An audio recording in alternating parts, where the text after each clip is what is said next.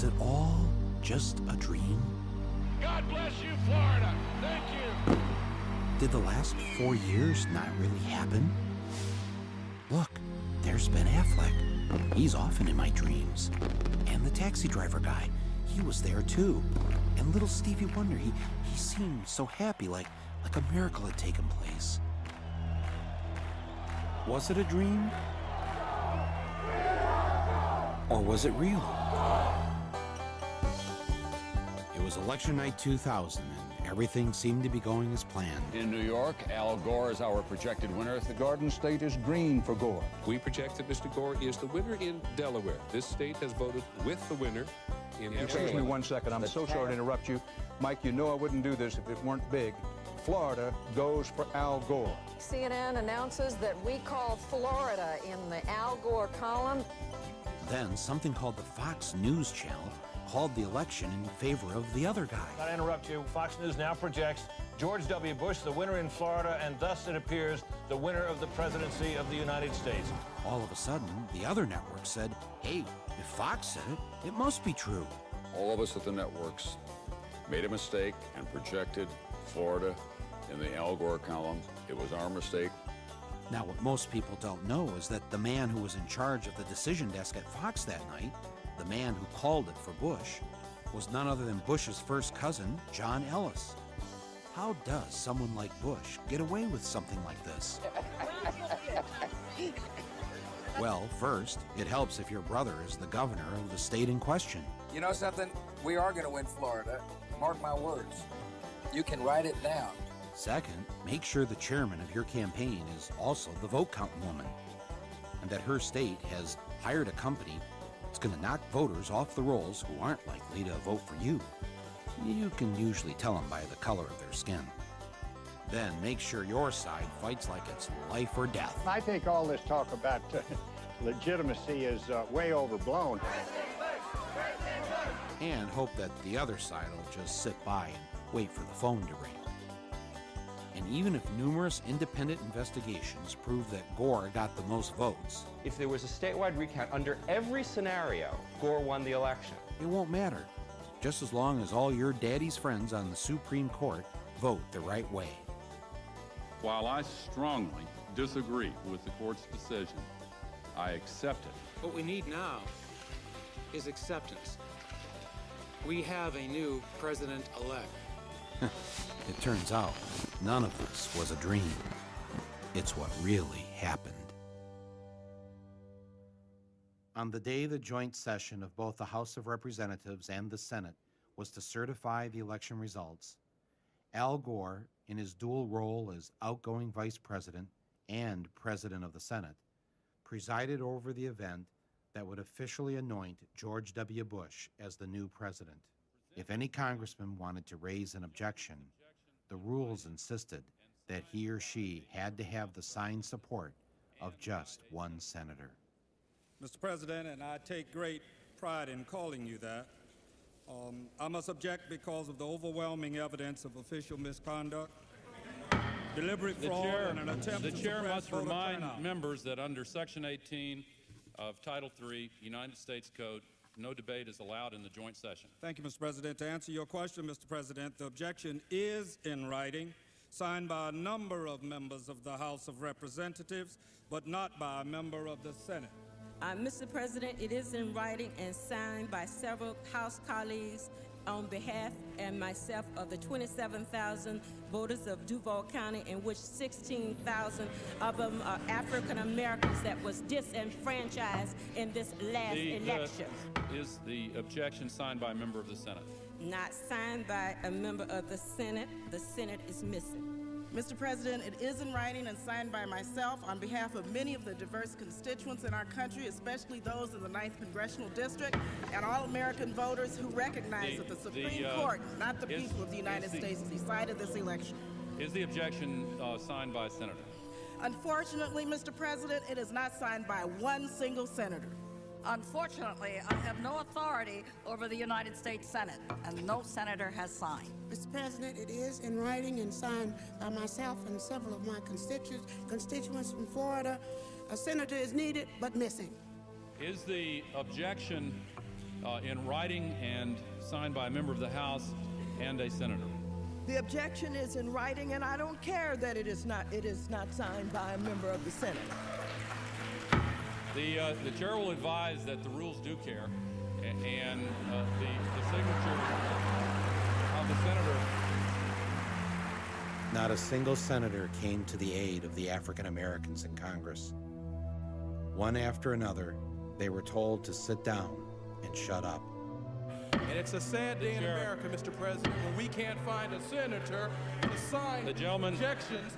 Gentleman will suspend. Won't sign objections, Mr. President. The gentleman will suspend. Inauguration coverage, 2001, on a nasty, but it could be worse kind of day in Washington. Where do we want justice? Where do we want it down? On the day George W. Bush was inaugurated, tens of thousands of Americans poured into the streets of D.C. in one last attempt to reclaim what had been taken from them. They pelted Bush's limo with eggs and brought the inauguration parade to a halt. The plan to have Bush get out of the limo for the traditional walk to the White House was scrapped. Bush's limo hit the gas to prevent an even larger riot. No president had ever witnessed such a thing on his inauguration day.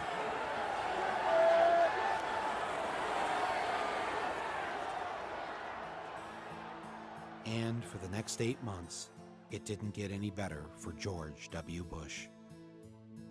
He couldn't get his judges appointed. He had trouble getting his legislation passed, and he lost Republican control of the Senate.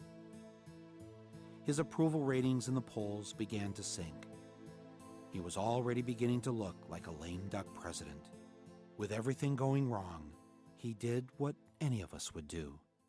He went on vacation.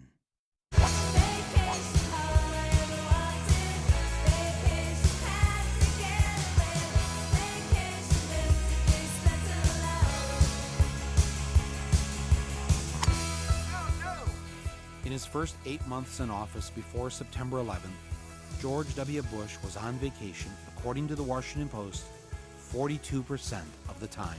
I hit every shot good. People would say I wasn't working. It was not surprising that Mr. Bush needed some time off. Being president is a lot of work. At these folks that say you're loafing here in Texas, that you're taking too long of a vacation. They don't understand the definition of work then. I'm getting a lot done. Secondly, you don't have to be in Washington to work. It's amazing what can happen with telephones and faxes. Thank you so much. And just a destiny vote. Yeah. What are you doing the rest of the day? Karen Hughes is coming over. We're working on some things. And she'll be over here. We're working on a few things, a few matters. I'm working on some initiatives. You'll see. I mean, there'll be some decisions that I will have made while I'm here, and we'll be announcing them as time goes on. The first time I met him, he had some good advice for me. Governor Bush, it's Michael Moore. Behave yourself, will you? Don't find real work. And work was something he knew a lot about. Anybody want some grits? Relaxing at Camp David, yachting off Kenny Bunkport. How you doing? Or being a cowboy on the ranch in Texas. I love the nature. I love to get in the pickup truck with my dogs. Oh, hi. George Bush spent the rest of August at the ranch, where life was less complicated. Armadillo loved to dig the soil looking for bugs. And so I went out there the other day, and there was Barney buried in his hole, chasing an armadillo. It was a summer to remember. And when it was over, he left Texas for his second favorite place. On September 10th, he joined his brother in Florida, where they looked at files and met important Floridians. He went to sleep that night in a bed made with fine French linens.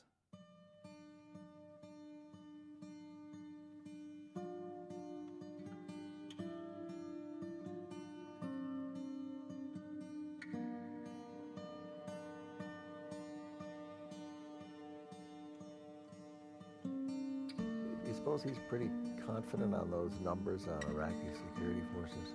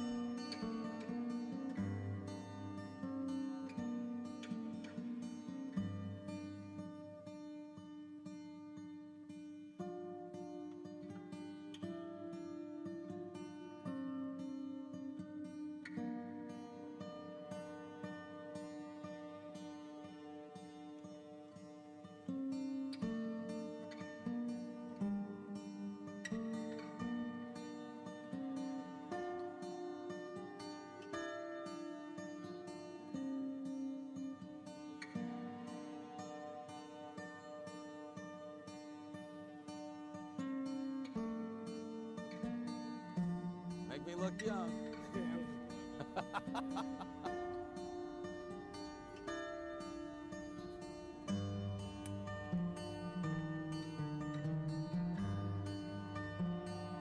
Yeah, I got a little sort of air noise. Yeah, just don't turn it up too much so I don't want to blow my head off.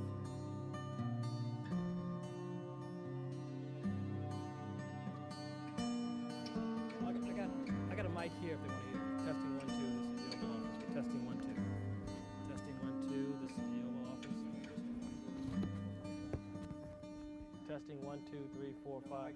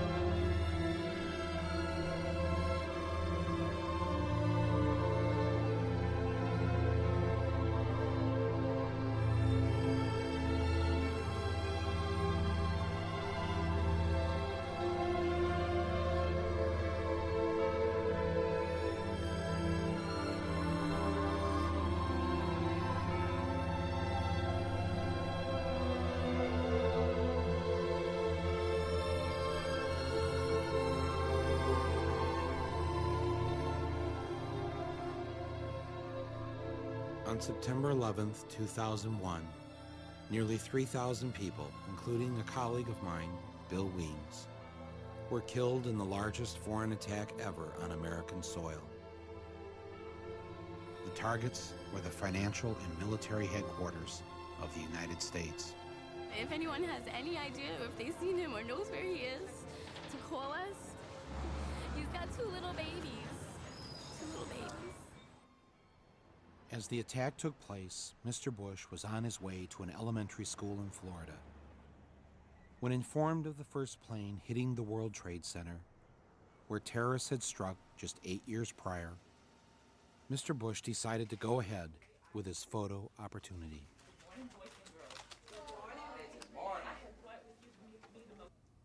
Read this word the fast way. Get ready. Mad. Yes, mad. Get ready. Mad. Yeah.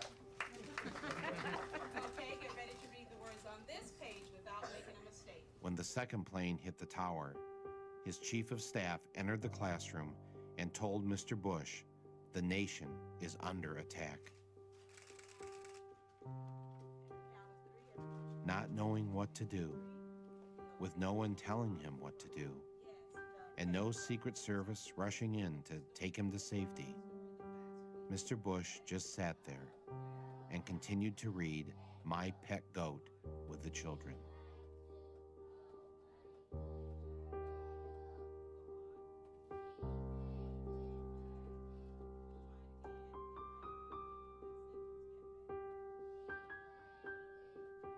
Nearly 7 minutes passed with nobody doing anything.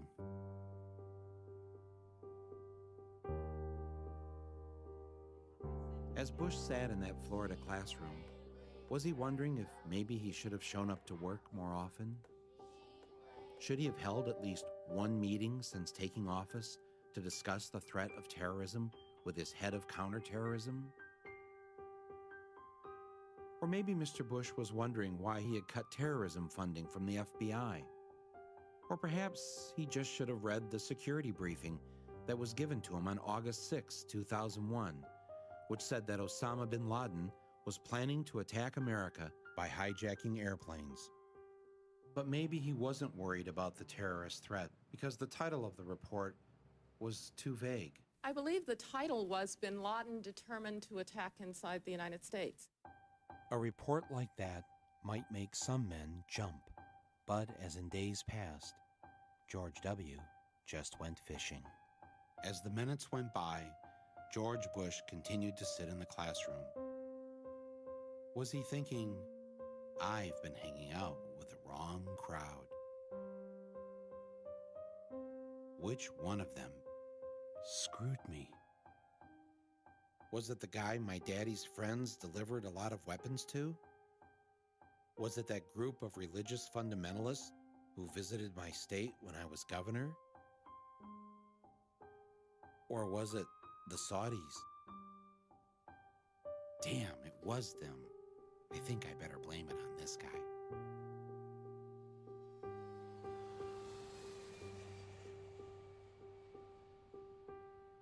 In the days following September 11th, all commercial and private airline traffic was grounded. The FAA has taken the action to close all of the airports in the United States. Even grounding the president's father, former President Bush, on a flight forced to land in Milwaukee. Thousands of travelers were stranded, among them Ricky Martin, due to appear at tonight's Latin Grammy Awards. Not even Ricky Martin could fly. But really, who wanted to fly?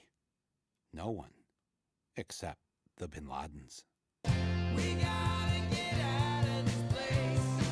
If it's the last thing we ever do. We had some airplanes authorized at the highest levels of our government to fly to pick up Osama bin Laden's family members and others from Saudi Arabia and transport them out of this country.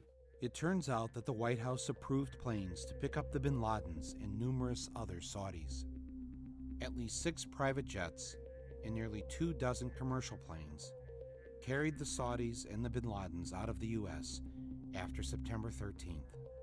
In all, 142 Saudis, including 24 members of the Bin Laden family, were allowed to leave the country. Osama's always been portrayed as the bad apple, the black sheep in the family, and that they cut off all relationship with him around 1994. In fact, things are much more complicated than that. You mean Osama has had contact with other family members? That's right. In the summer of 2001, just before 9/11, one of Osama's sons got married in Afghanistan, and several family members showed up at the wedding. Bin Laden.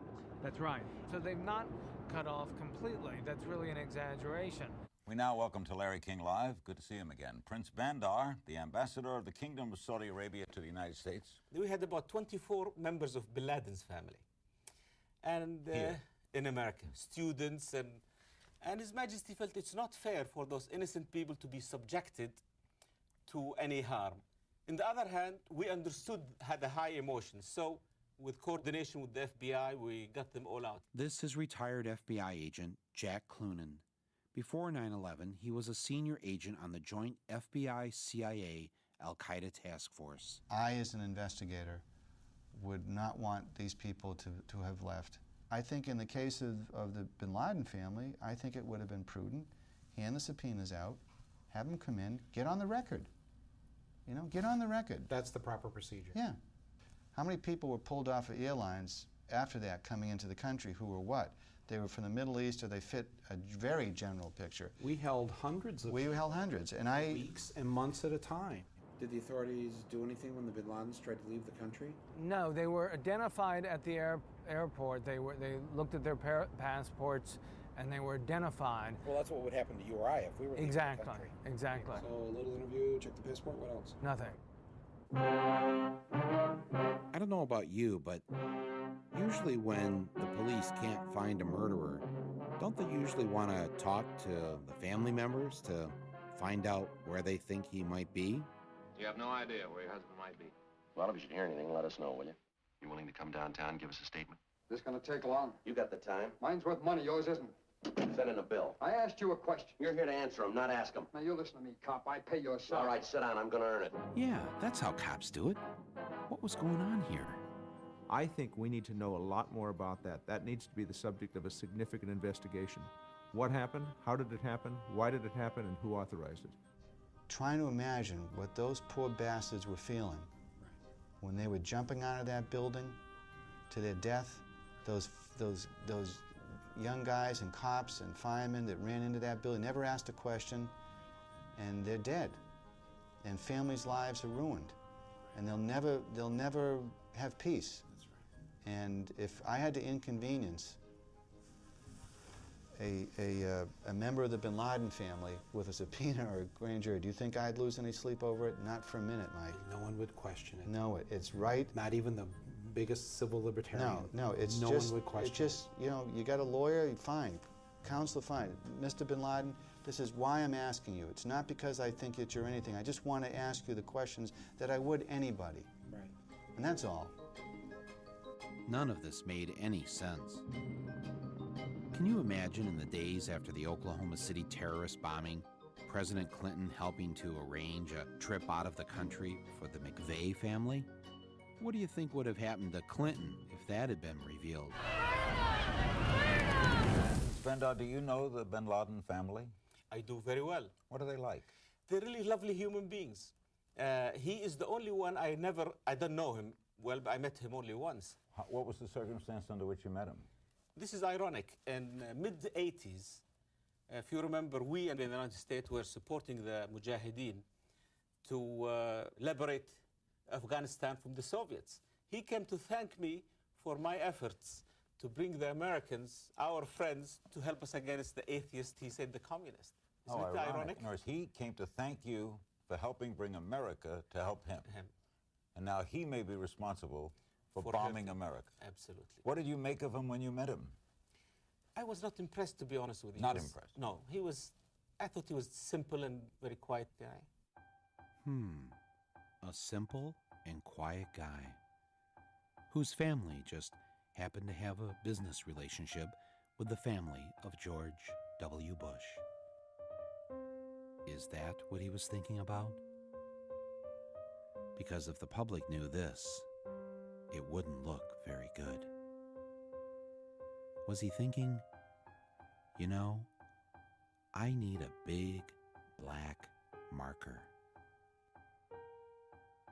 In early 2004, in a speech during the New Hampshire primary, I called George W. Bush a deserter from his time in the Texas Air National Guard. In response, the White House released his military records in the hopes of disproving the charge. What Bush didn't know is that I already had a copy of his military records, uncensored, obtained in the year 2000. And there is one glaring difference between the records released in 2000 and those he released in 2004. A name had been blacked out. In 1972, 2 airmen were suspended for failing to take their medical examination. One was George W. Bush, and the other was James R. Bath. In 2000, the documents show both names. But in 2004, Bush and the White House had Bath's name blacked out. Why didn't Bush want the press and the public to see Bath's name on his military records?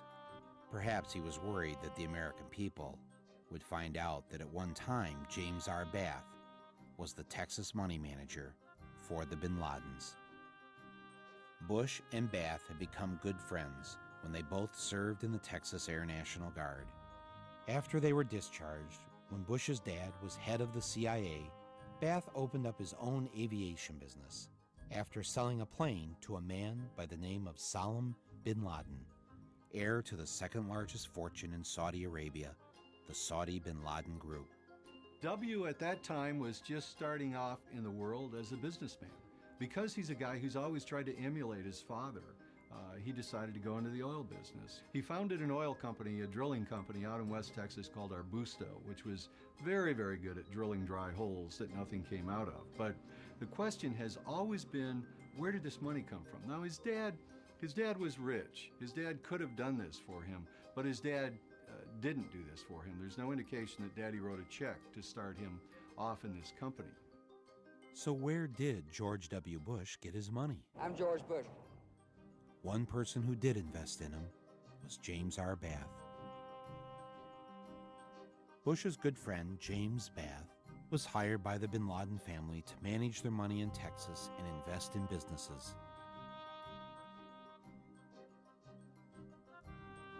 And James Bath himself, in turn, invested in George W. Bush. Bush ran Arbusto into the ground, as he did every other company he was involved in, until finally one of his companies was bought by Harken Energy, and they gave him a seat on their board. A lot of us have suspected through the years that there has been Saudi oil money involved in all of these companies. Harken, Spectrum 7, Arbusto Drilling, all of the Bush companies. Whenever they got into trouble, there were these angel investors who flowed money into the companies. So the question is, why would Saudis, who had all the oil in the world, go around the globe to invest in this lousy oil company? And the thing is, it had one big asset. Harken had one thing going for it, which is that George W. Bush was on its board of directors at a time when his father was president of the United States. When you're the president's son and you've got unlimited access combined with some credentials from a prior campaign, in Washington, D.C., people tend to respect that. I mean, access is power. And I can find my dad and talk to him any time of the day. Yes, it helps to be the president's son, especially when you're being investigated by the Securities and Exchange Commission. In 1990, when Mr. Bush was a director of Harken Energy, he received this memo from company lawyers warning directors not to sell stock if they had unfavorable information about the company. 1 week later, he sold $848,000 worth of Harken stock. 2 months later, Harken announced losses of more than $23 million. The James Baker law partner who helped Bush beat the rap from the SEC was a man by the name of Robert Jordan, who, when George W. became president, was appointed ambassador to Saudi Arabia. After the Harken debacle, the friends of Bush's dad got him a seat on another board of a company owned by the Carlyle Group. We wanted to look at which companies actually gained from September 11th. Turned up this company, Carlyle Group. The Carlyle Group is a multinational conglomerate that invests in heavily government-regulated industries like telecommunications, healthcare, and particularly defense. Both George W. Bush and George H.W. Bush worked for the Carlyle Group, the same company that counted the bin Laden family among its investors. Carlyle Group was holding its annual investor conference on the morning of September 11th in the Ritz-Carlton Hotel in Washington, D.C. At that meeting were all of the Carlyle regulars. James Baker, likely John Major, definitely George H.W. Bush, though he left the morning of September 11th. Shafiq bin Laden, who is Osama bin Laden's half-brother, and was in town to look after his family's investments in the Carlyle Group. All of them together in one room watching as the planes hit the towers, and that in fact the bin Laden family was invested in one of their defense funds, which ironically meant that as the United States started increasing its defense spending, the bin Laden family stood to gain from those investments through the Carlyle Group. Our Commander-in-Chief, President George W. Bush. With all the weapons companies it owned, the Carlyle Group was, in essence, the 11th largest defense contractor in the United States. Thanks a lot. It owned United Defense, makers of the Bradley Armored Fighting Vehicle. September 11th guaranteed that United Defense was going to have a very good year. Just 6 weeks after 9/11, Carlyle filed to take United Defense public, and in December made a one-day profit of $237 million. But sadly, with so much attention focused on the bin Laden family being important Carlyle investors, the bin Ladens eventually had to withdraw. Bush's dad, though, stayed on as senior advisor to Carlyle's Asia board for another 2 years. As unseemly as it seems to know that George H.W. Bush was meeting with the bin Laden family while Osama was a wanted terrorist well before September 11th. It's very discomforting for Americans to know that. George H.W. Bush is a man who has obviously incredible reach into the White House. He receives daily CIA briefings, which is the right of any ex-president, but very few ex-presidents actually exercise that right. He does. And I think in a very real way, they are benefiting from the confusion that arises when George H.W. Bush visits Saudi Arabia on behalf of Carlyle and meets with the royal family and meets with the bin Laden family. Is he representing the United States of America, or is he representing an investment firm in the United States of America, or is he representing both? This company is about money. It's not about conspiracies to run the world or engineer political maneuvering and things like that. It's about making money, and it's about making a lot of money, and they've done very well. I can get you on the record on this question. In the White House view, there's no ethical conflict in former President Bush and former Secretary of State Jim Baker using their contacts with world leaders to represent one of the most well-known military arms dealers, the Carlyle Group. The president has full faith that his family will conform with all proper all ethics laws, and will act properly in their conduct. Okay, so let's say one group of people, like the American people, pay you $400,000 a year to be President of the United States. But then another group of people invest in you, your friends, and their related businesses $1.4 billion over a number of years. Who are you gonna like? Who's your daddy? Because that's how much the Saudi royals and their associates have given the Bush family, Morning, everybody. Oh, we know their friends, How are you, sir? and their related businesses in the past 3 decades. Seems like a very nice reunion with friends. Is it rude to suggest that when the Bush family wakes up in the morning, they might be thinking about what's best for the Saudis instead of what's best for you or me? Because $1.4 billion just doesn't buy a lot of flights out of the country. It buys a lot of love.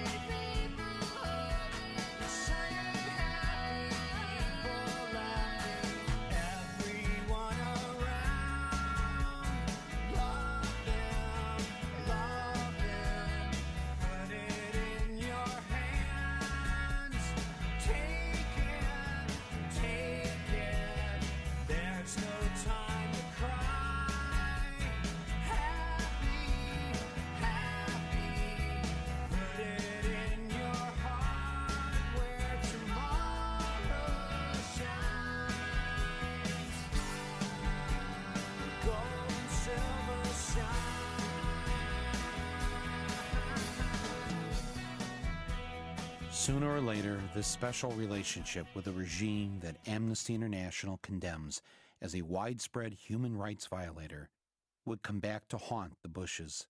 Now, after 9/11, it was an embarrassment, and they preferred that no one ask any questions. The investigation should have begun on September 12th. There's no reason why it shouldn't have. 3,000 people were dead. It was a murder, and it should have gotten started immediately. First, Bush tried to stop Congress from setting up its own 9/11 investigation. It's important for us to not reveal how we collect information. That's what the enemy wants, and we're fighting an enemy. When he couldn't stop Congress, he then tried to stop an independent 9/11 commission from being formed. The president's position was a break from history. Independent investigations were launched within days of Pearl Harbor and President Kennedy's assassination. But when Congress did complete its own investigation, the Bush White House censored 28 pages of the report. The president is being pressed by all sides to declassify the report. U.S. officials tell NBC News most of the secret sources involve Saudi Arabia. We have given extraordinary cooperation with Chairman Keane and Hamilton. We haven't gotten the materials we needed, and we certainly haven't gotten them in a timely fashion. The deadlines we set have passed. Will you testify before the commission? This commission? You know, I don't testify. I mean, I'd be glad to visit with them. What it will do is hold this in my heart and has been in my heart since September 11th. I lost my husband, 15 years. I'm now by myself. I need to know what happened to him. I know what I got back from got the autopsy. That man was my life, and I have no plan. I was taking a class, and they asked me what was I going to do in the next 5 years. And if I'm not doing something with this, I don't know what reason I have to live. So it's very important. Very important. Okay.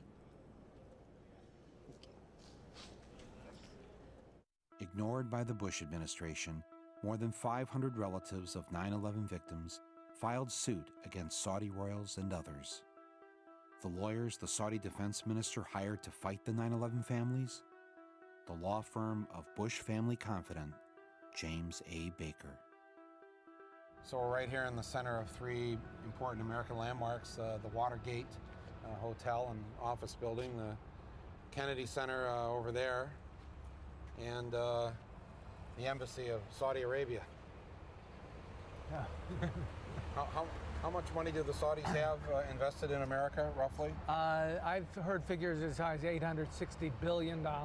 860 billion. Billion. That's a lot of money. A lot, yeah. And what percentage of our economy does that represent? I mean, it seems like a lot. Well, in terms of investments on Wall Street, in American equities, it's roughly 6 or 7% of America. They own a fairly good slice of America. Wow. And most of that money goes into the great blue chip companies. Citigroup, Citibank is the largest stockholder, is a Saudi. AOL Time Warner has big Saudi investors. So I read where like the Saudis have $1 trillion in our banks of their money. What would happen if like one day we just pulled that $1 trillion out? $1 trillion, that would be an enormous blow to the economy. Right. Mr. Moore, can I speak to you for a moment, please, sir? Yeah, sure. How are you doing? Yeah, good. How you doing? Steve Kimball, Secret Service. How are you doing, How you doing, sir? Yes. We're just ascertaining information regarding. Are you doing a documentary regarding the Saudi Arabia embassy or chancery? No, I am doing a documentary. Okay. And part of it is about Saudi Arabia. Even though we were nowhere near the White House, for some reason the Secret Service had shown up to ask us what we were doing standing across the street from the Saudi embassy. Here to cause any trouble or anything, and is that? No, that's fine. We just wanted to make sure. We just wanted to get some information as far as what's actually what's going on. Yeah. I didn't realize the Secret Service guards foreign embassies. Not usually, no, sir. No. Did they give you any trouble, Saudis? No comment on that, regarding that, sir. Oh, okay. Well, I'll take that as a yes. All right, good. Thank you very much. Thanks for the work you do. It turns out that Saudi Prince Bandar is perhaps the best protected ambassador in the U.S. The U.S. State Department provides him with a 6-man security detail. Considering how he and his family and the Saudi elite own 7% of America, it's probably not a bad idea. Prince Bandar was so close to the Bushes they considered him a member of the family, and they even had a nickname for him, Bandar Bush. 2 nights after September 11th, George Bush invited Bandar Bush over to the White House for a private dinner and a talk. Even though bin Laden was a Saudi, and Saudi money had funded al-Qaeda, and 15 of the 19 hijackers were Saudis, here was the Saudi ambassador casually dining with the president on September 13th. What were they talking about? Were they commiserating or comparing notes? Why would Bandar's government block American investigators from talking to the relatives of the 15 hijackers? Why would Saudi Arabia become reluctant to freeze the hijackers' assets?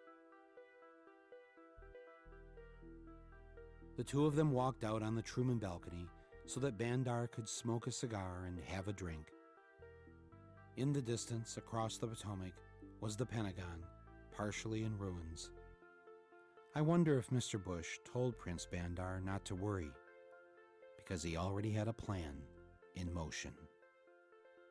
You come in September 12th, ready to plot what response we take to al-Qaeda. Let me talk about the response that you got from top administration officials. On that day, what did the president say to you? The president, in a very intimidating way, left us, me and my staff, with the clear indication that he wanted us to come back with the word that there was an Iraqi hand behind 9/11, because they had been planning to do something about Iraq from before the time they came into office. Did he ask about any other nations other than Iraq? No, not at all. It was Iraq, Saddam, find out, get back to me. And were his questions more about Iraq than about al-Qaeda? Absolutely. Absolutely. He didn't ask me about al-Qaeda. And the reaction you got that day from the defense secretary, Donald Rumsfeld, from his assistant, Paul Wolfowitz? Well, Donald Rumsfeld said, when we talked about bombing the al-Qaeda infrastructure in Afghanistan, he said there were no good targets in Afghanistan. Let's bomb Iraq. And we said, but Iraq had nothing to do with this. And that didn't seem to make much difference. And the reason they had to do Afghanistan first was it was obvious that al-Qaeda had attacked us, and it was obvious that al-Qaeda was in Afghanistan. The American people wouldn't have stood by if we had done nothing on Afghanistan.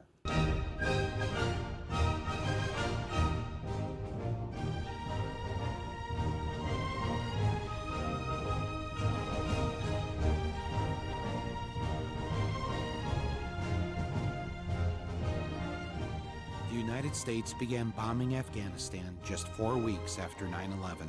Mr. Bush said he was doing so because the Taliban government of Afghanistan had been harboring bin Laden.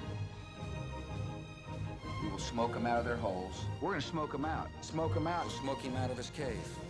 Let's rush him and smoke him out. For all his tough talk, Bush really didn't do much. But what they did was slow and small. They put only 11,000 troops into Afghanistan. There are more police here in Manhattan, than there are U.S. troops in Afghanistan. Basically, the president botched the response to 9/11. He should have gone right after bin Laden. The U.S. Special Forces didn't get into the area where bin Laden was for 2 months. 2 months? A mass murderer who attacked the United States was given a 2-month head start? Who in their right mind would do that? Dang. Anybody say nice shot? Nice shot. Hell of a shot. Or was the war in Afghanistan really about something else? Perhaps the answer was in Houston, Texas. In 1997, while George W. Bush was governor of Texas, a delegation of Taliban leaders from Afghanistan flew to Houston to meet with UNICAL executives to discuss the building of a pipeline through Afghanistan, bringing natural gas from the Caspian Sea. And who got a Caspian Sea drilling contract the same day UNICAL signed the pipeline deal?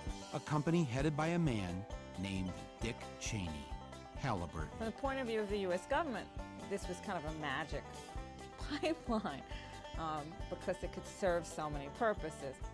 And who else stood to benefit from the pipeline? Bush's #1 campaign contributor, Kenneth Lay, and the good people of Enron. Only the British press covered this trip.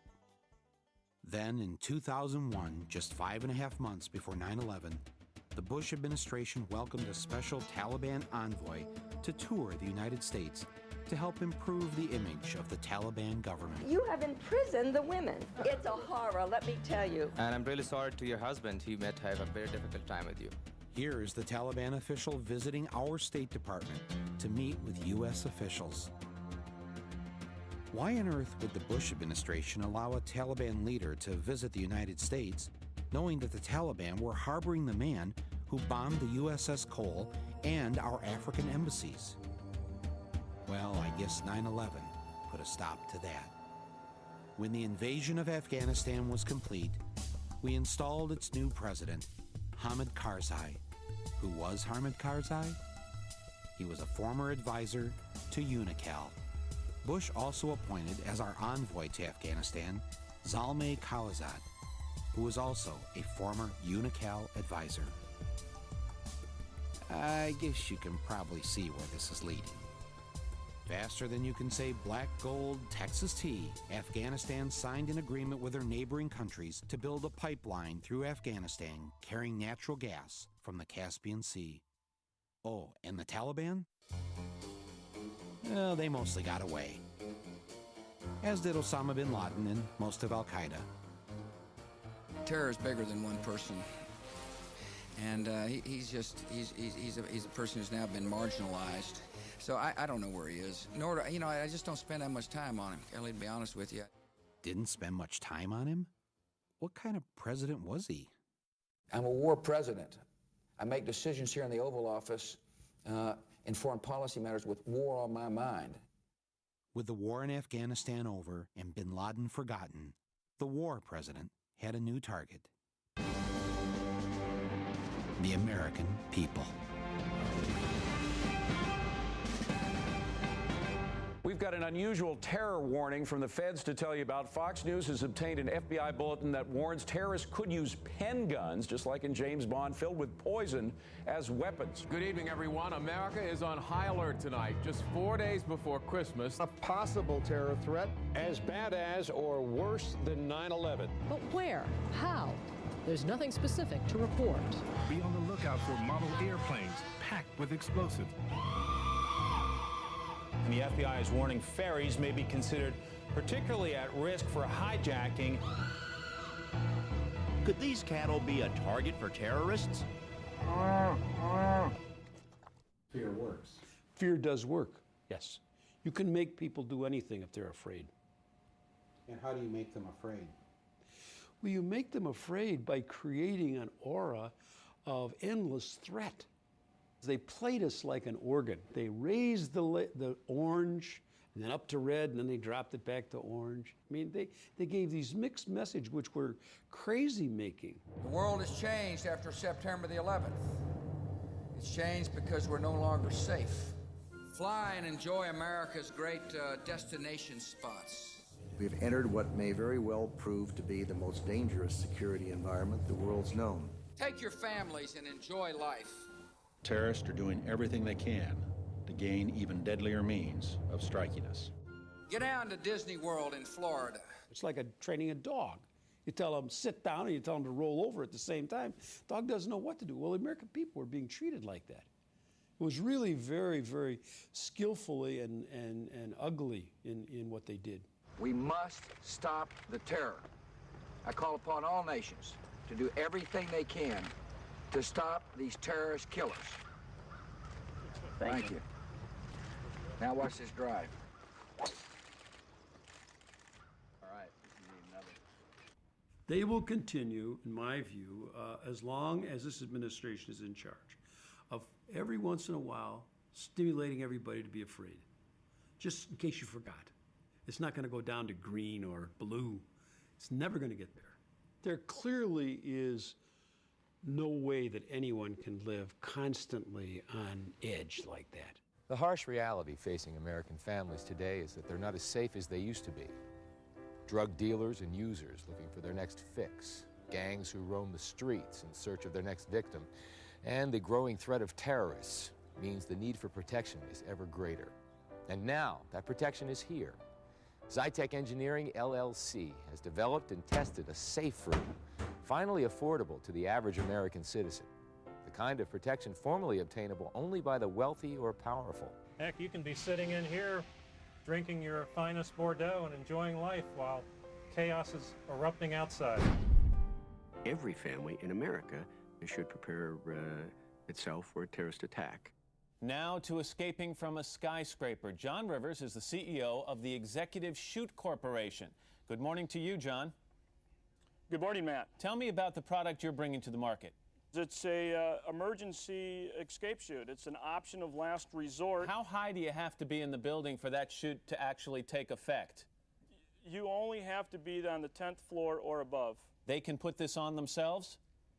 Right. They can put this on themselves in as easy as about 30 seconds. It's real easy to put on. I'm sorry. It's okay. Real easy to put on, but when you first get this chute, you're going to want to put it on and try it on a few times yourself. Jamie's having a little trouble putting that thing on, I want to mention. I mean, is this something that you honestly think in a moment of panic that someone can operate properly? Oh, yeah. Yeah, it is. This is actually, Jamie's probably never put this thing on before in her life, so it's okay. Don't worry about it. It's something that when you get it, you're going to want to put it on several times.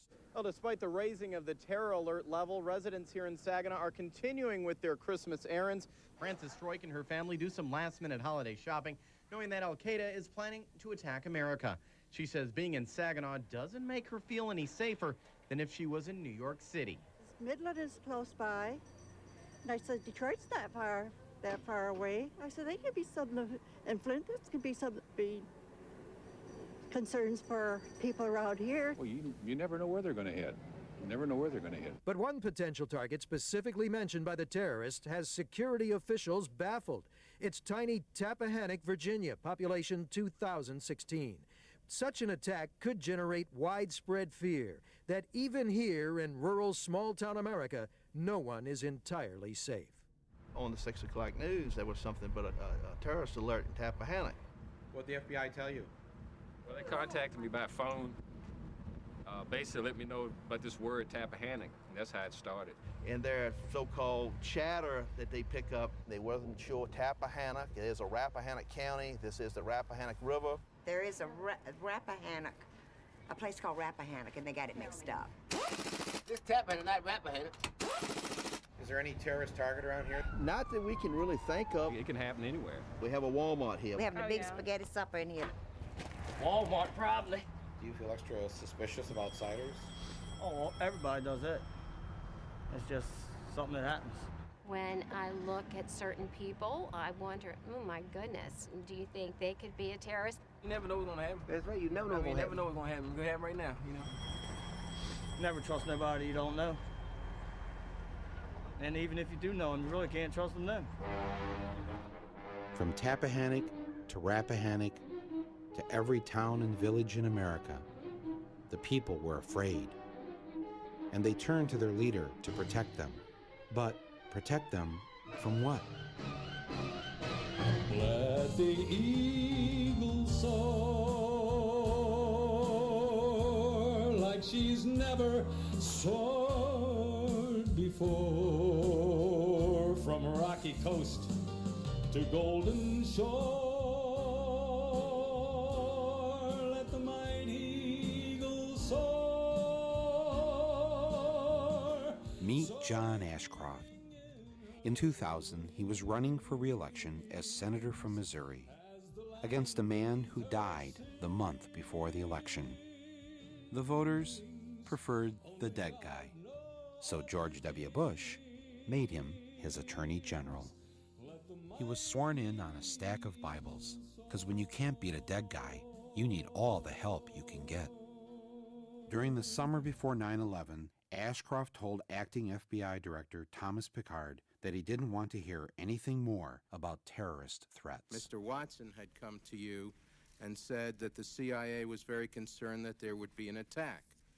You said that you told the Attorney General this fact repeatedly in these meetings. Is that correct? I told him at least on 2 occasions. And you told the staff, according to this statement, that Mr. Ashcroft told you that he did not want to hear about this anymore. Is that correct? That is correct. His own FBI knew that summer that there were Al-Qaeda members in the U.S., and that bin Laden was sending his agents to flight schools around the country. But Ashcroft's Justice Department turned a blind eye and a deaf ear. But after 9/11, John Ashcroft had some brilliant ideas for how to protect America. The USA Patriot Act, adopted by Congress and signed by Bush 6 weeks after the attacks, has changed the way the government does business. The USA Patriot Act allows for searches of medical and financial records, computer and telephone conversations, and even for the books you take out of the library. But most of the people we spoke to say they're willing to give up some liberties to fight terrorism.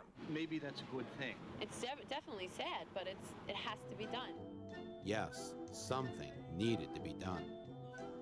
These are the good people who make up Peace Fresno, a community group in Fresno, California. Unlike the rest of us, they've received an early lesson in what the Patriot Act is all about.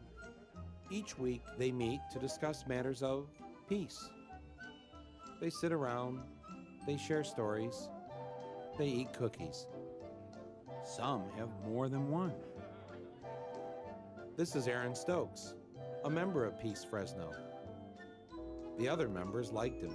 He had come to the meetings. He went with us. We go out on Friday nights and stand on a very busy corner in Fresno. And he had gone with us. He had handed out flyers. He went with us in June to a WTO protest. Then one day, Aaron didn't show up to the meeting. My friend Dan and I were reading the Sunday newspaper. And when I picked up the paper, in the local section, Aaron's picture caught my eye. The article said that a sheriff's deputy had been killed, and I saw it had a name that wasn't the right name, and it said that he was a member of the sheriff's anti-terrorism unit. That's right. The photo of the man in the newspaper was not the Aaron Stokes they had come to know. He was actually Deputy Aaron Kilner, and he had infiltrated their group. Sheriff Pierce made it very clear that, yes, in fact, Aaron Kilner was assigned to infiltrate Peace Fresno, that he was able to infiltrate organizations that are open to the public. You could understand why the police needed to spy on a group like Peace Fresno.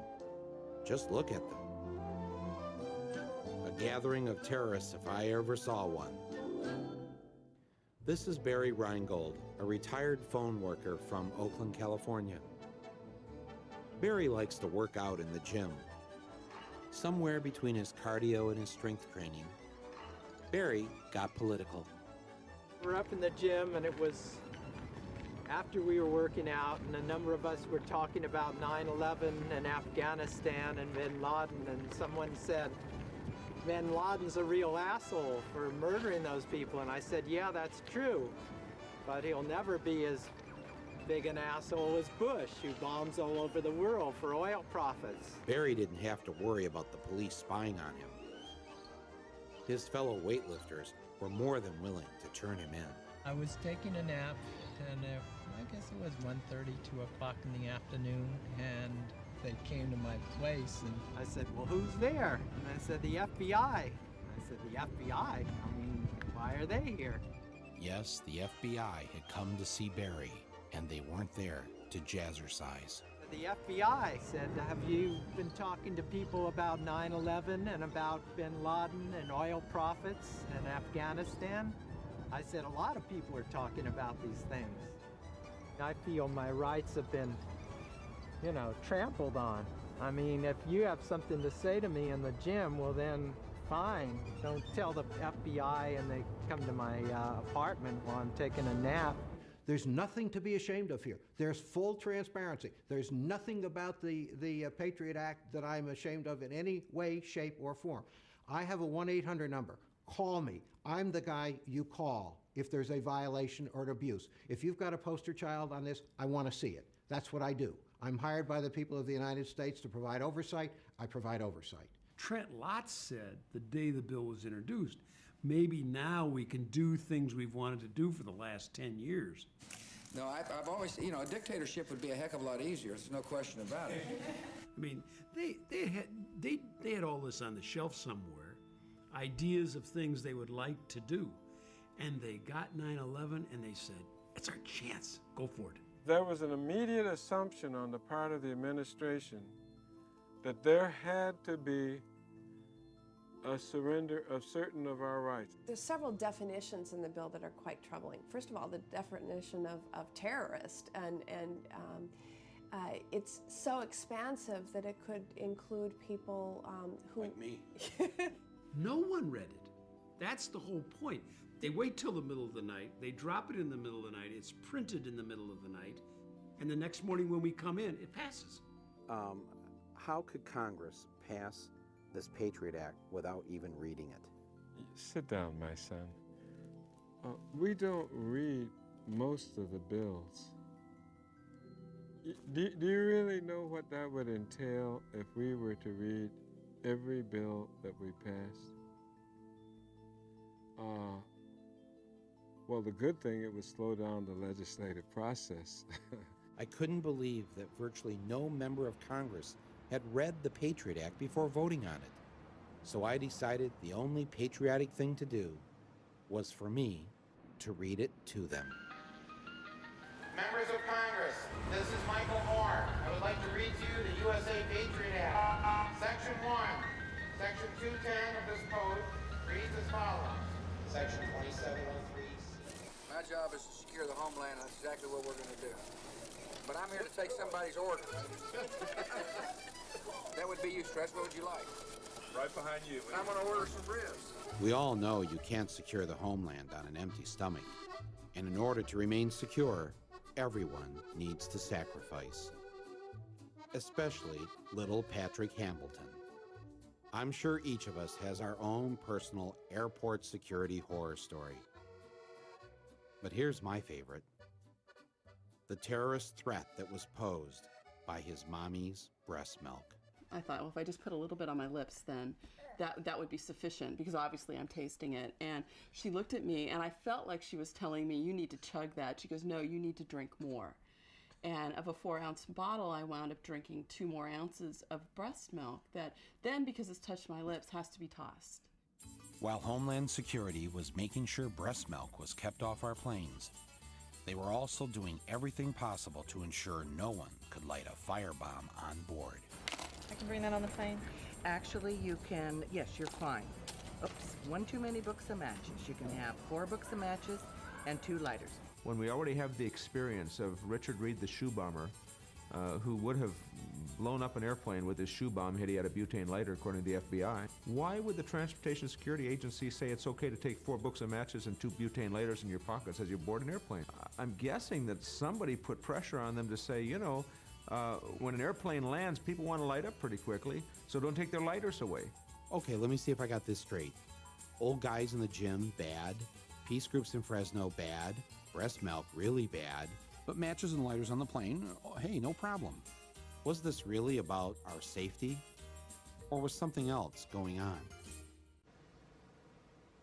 This is where the Pacific Ocean meets the shores of Oregon. Over 100 miles of beautiful, open coastline on our border. And, thanks to the budget cutbacks, the total number of state police protecting it? 1. Part-time. Meet Trooper Brooks.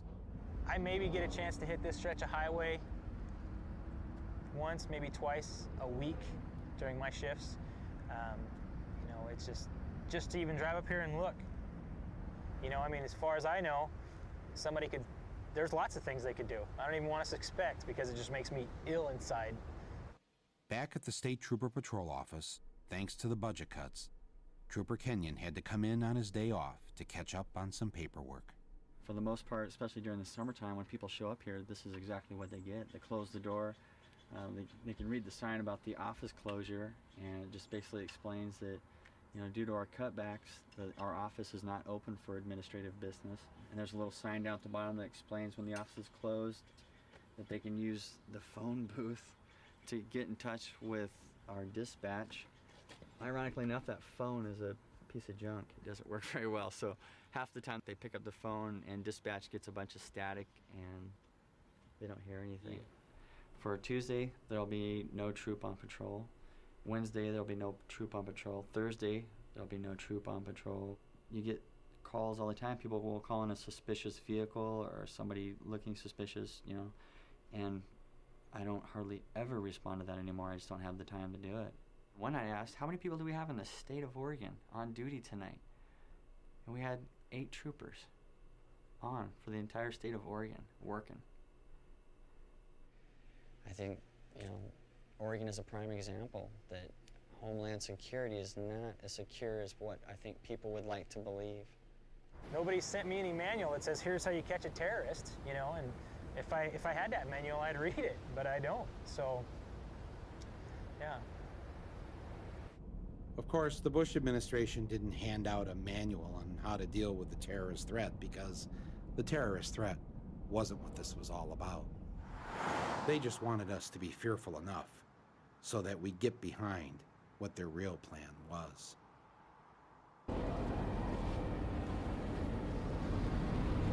4 minutes. All right. All right. What's time? 3 minutes.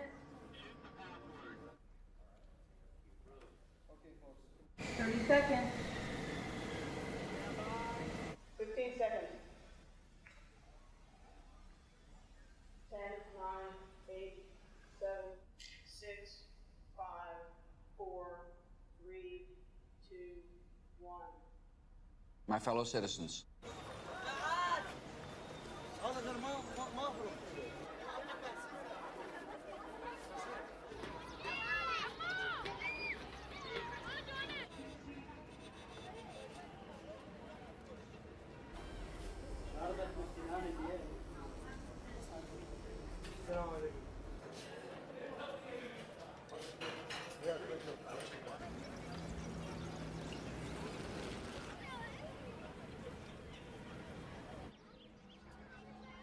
at this hour, American and coalition forces are in the early stages of military operations to disarm Iraq, to free its people, and to defend the world from grave danger. On my orders, coalition forces have begun striking selected targets of military importance to undermine Saddam Hussein's ability to wage war.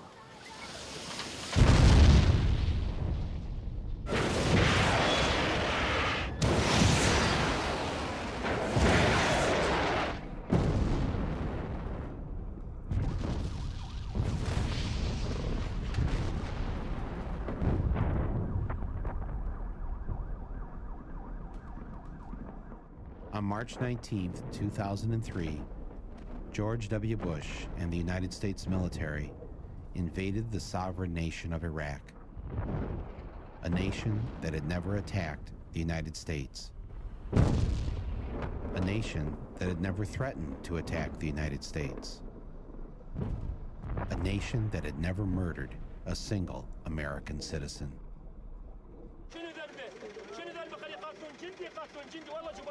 والله جبنا طلعت عليهم بده ذاك اللي بيضربني ما يرضى يضربني. نقم معهم وهذا اللي بقى الحلفه جيب علي يعلق على الحلفه. ترى النار يدبك في ما يموت. تعال سبحه. دقيقة كلها. We are going to find this, I think, piece of my neighbor, young girl, age 20, Shams. I think it's the other part of her body. That's all. There is a lot of innocent civilians that were killed, and I think that is because the U.S. Army, you know, we came in and we knew it wasn't going to be easy, and they pretty much at first shot anything that moved. When war happens and the fighting starts, you know, it's kind of like we're pumped up, motivated, ready to go. It's the ultimate rush, because you know you're going into the fight to begin with, and then you got a good song playing in the background, and that gets you real fired up, ready to do the job. You can hook your CD player up to the tank's internal communication Charlie box, so that way when you put your helmet on, you can hear it through the helmet. This is the one we listen to the most. This is the one we try when we kill the enemy. Johnny Poole, let the bodies hit the floor, is just fitting for the job we were doing.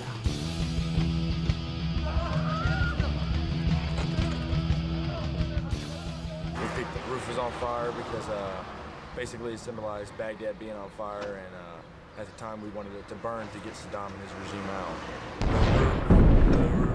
The roof is on fire. We don't need no water, let the motherfucker burn. Burn, motherfucker, burn. We don't need no water, let the motherfucker burn. Burn, motherfucker, burn. This is a whole totally different picture here, being pushed into the city, urban warfare in a tank, you know. Civilians. The civilians, it gets. You don't know who's friendly, because we're not. who's the enemy. This was a lot more real and true than just a video game. A lot of people thought it was just me. Oh yeah, look through the sight and shoot. No, a lot of this is face to face, and especially riding by after some of the bombs have went off and seeing all the people on the side of the road bloated up and just all the smells around you. I mean, from the people lying dead, rotted, and it's a lot more gruesome than you think. We called in with some artillery and some napalm and things like that. Some innocent women and children got hit. We met them on the road, and they had, little girls with noses blowing off, and like husbands carrying their dead wives and things like that. That was extremely difficult to deal with, because you're like, shoot, like, what the hell do we do now? The targeting capabilities and the care that goes into targeting is as impressive as anything anyone could see. Got him. Good. Second one. Hit the other one. The care that goes into it, the humanity that goes into it. ما عندهم يقين ما يعرفوا كل شيء لا هي الاسلام لا مسيحيين ما حد يعرف عملوا فوز العالم هكذا الله يخرب بيوتهم الله يخرب بيوتهم الله اكبر الله اكبر والنصر للعراق والنصر للعراق وكلنا فدائيين للعراق. شو رايك احد يضربوا المدنيين يعني؟ مدنيين هي كلها هذا بيت عمنا كله مدنيين هم عسكريين كله مدنيين يضربون. من الله ينتقم منهم حسبي الله ونعم الوكيل حسبي الله ونعم الوكيل. 5 جنازات من جنازات فقط بيت يا الله يا الله يا الله يا الله. الله انتقم منهم الله خذ حقنا منهم. وينك الله وينك الله. Honestly, I think we should just trust our president in every decision that he makes, and we should just support that, and be faithful in what happens. Do you trust this president? Yes, I do. Britney Spears was not alone. The majority of the American people trusted the president, and why shouldn't they? He had spent the better part of the last year giving them every reason why we should invade Iraq. Saddam Hussein has gone to elaborate lengths, spent enormous sums, taken great risks to build and keep weapons of mass destruction. Saddam Hussein is determined to get his hands on a nuclear bomb. Nuclear weapon, nuclear weapon, nuclear weapon. Active chemical munitions bunkers, mobile production facilities. We know he's got chemical weapons. He's got them, he's got them, he's got them. Huh, that's weird. Because that's not what Bush's people said when he first took office. He has not developed any significant capability with respect to weapons of mass destruction. He is unable to project conventional power against his neighbors. We are able to keep arms from him. His military forces have not been rebuilt. Saddam Hussein aids and protects terrorists, including members of Al-Qaeda. There was a relationship between Iraq and Al-Qaeda. Saddam, Al-Qaeda, Saddam, Al-Qaeda, Saddam, the Al-Qaeda, Saddam, Al-Qaeda. It is only a matter of time before terrorist states armed with weapons of mass destruction develop the capability to deliver those weapons to U.S. cities. What we're giving you are facts and conclusions based on solid intelligence. It's a man who hates America. This is a man who cannot stand what we stand for. His willingness to terrorize himself. He hates the fact, like Al-Qaeda does, that we love freedom. After all, this is the guy that tried to kill my dad at one time. They simply got people to believe that there was a real threat out there when in fact there wasn't one. You get told things every day that don't happen. It doesn't seem to bother people. Of course, the Democrats were there to put a stop to all these falsehoods. I will vote to give the president the authority he needs. The United States is prepared to lead a coalition of the willing that will do it. When I say we will lead a coalition of the willing to disarm him if he chooses not to disarm, I mean it. Who's in that coalition of the willing now? You will find out who's in the coalition of the willing. The coalition of the willing. Roll call. The Republic of Palau. The Republic of Costa Rica. The Republic of Iceland. Of course, none of these countries has an army or, for that matter, weapons. So it looked like we'd be doing most of the invading stuff ourselves. But then there was also Romania, the Kingdom of Morocco. Morocco wasn't officially a member of the coalition, but according to one report, they did offer to send 2,000 monkeys to help detonate landmines. These are men of vision. The Netherlands. And I'm proud to call them allies. Afghanistan. Afghanistan? Oh yeah, they had an army. Our army. I guess that's one way to build a coalition. Just keep invading countries. Yes, with our mighty coalition intact, we were ready. One could almost say it's the mother of all coalitions. Fortunately, we have an independent media in this country who would tell us the truth. The rallying around the president, around the flag, and around the troops clearly has begun. And we're gonna win! You really have to be with the troops to understand that kind of adrenaline rush that they get. I just want you to know, I think Navy SEALs rock.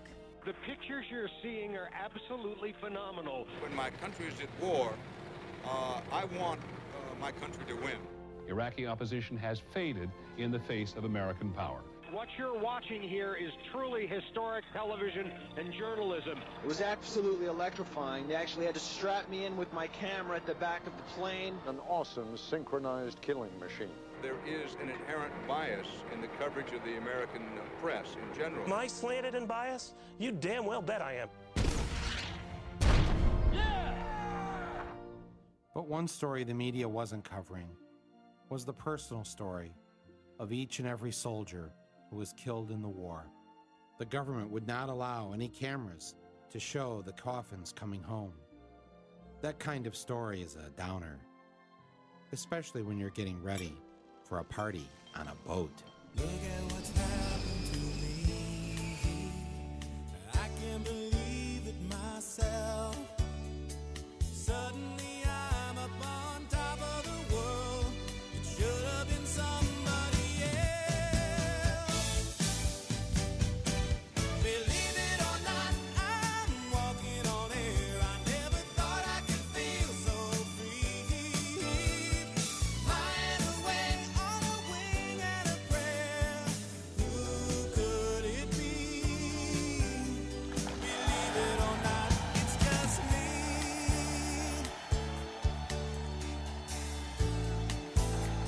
My fellow Americans, major combat operations in Iraq have ended. In the Battle of Iraq, the United States and our allies have prevailed.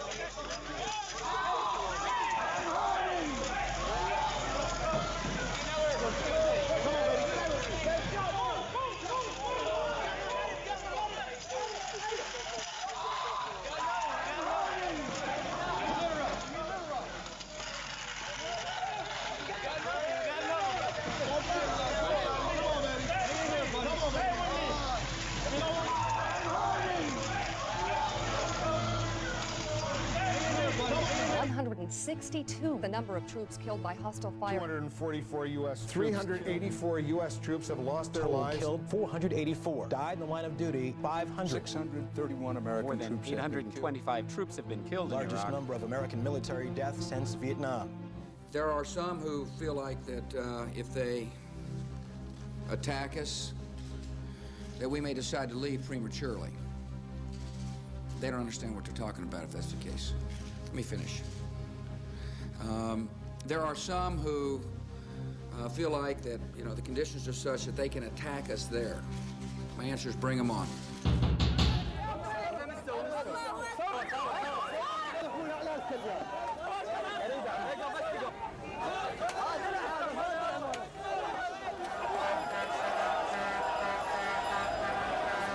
United States was planning on just walking through here like it was going to be easy and all, but it's not that easy to conquer a country, is it?